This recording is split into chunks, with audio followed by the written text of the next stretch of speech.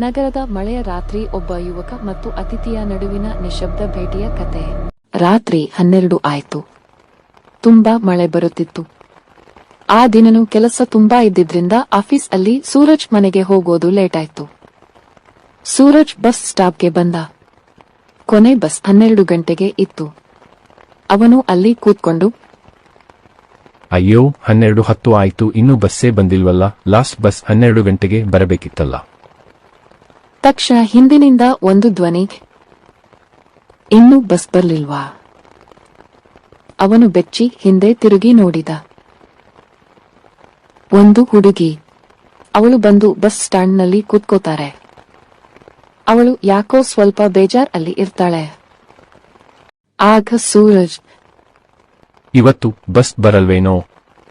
ಆದರೂ ಅವಳು ಉತ್ತರ ನೀಡಲಿಲ್ಲ. ಸೂರಜ್ ಹಿಂದೆ ತಿರುಗಿ ನೋಡಿದ. ಆ ಹುಡುಗಿ ಇರಲಿಲ್ಲ. ಸೂರಜ್ ಬೆಚ್ಚ ಬಿದ್ದ. ಅವಳ ಬದಲಾಗಿ ಒಂದು ಹೆಂಗಸು ಜೋರಾಗಿ ನಗ್ತಾ ಇರ್ತಾಳೆ.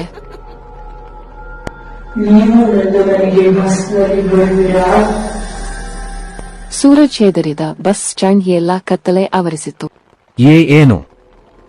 ನೀನು ಬರುವೆಯಾ ಅಥವಾ ನಾನೇ ಕರೆದೊಯ್ಯಬೇಕಾ?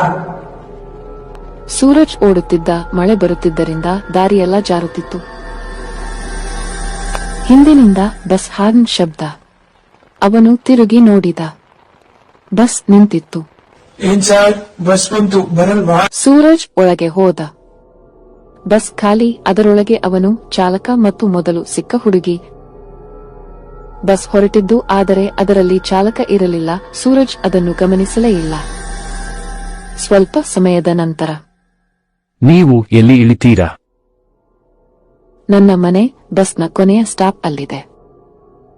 ಬಸ್ ಕತ್ತಲೆಯ ರಸ್ತೆಗೆ ಹೋಯಿತು. ಬಸ್ಸು ಒಳಗೆ ಲೈಟ್ ಕೂಡ ಆಫ್ ಆಯಿತು. ಸೂರಜ್ ನೋಡಿದ. ಚಾಲಕನ ಸೀಟ್ನಲ್ಲಿ ಆ ದೆವ್ವ. ಅವನಿಗೆ ಮತ್ತೆ ಭಯ ಶುರು ಆಯ್ತು. ಇವತ್ತೇನ್ ಆಗ್ತಾ ಇದೆ ದೇವ್ರೇ? ಯಾರ್ ಬಸ್ಸು ಓಡಿಸ್ತಾ ಇದ್ದಾರೆ?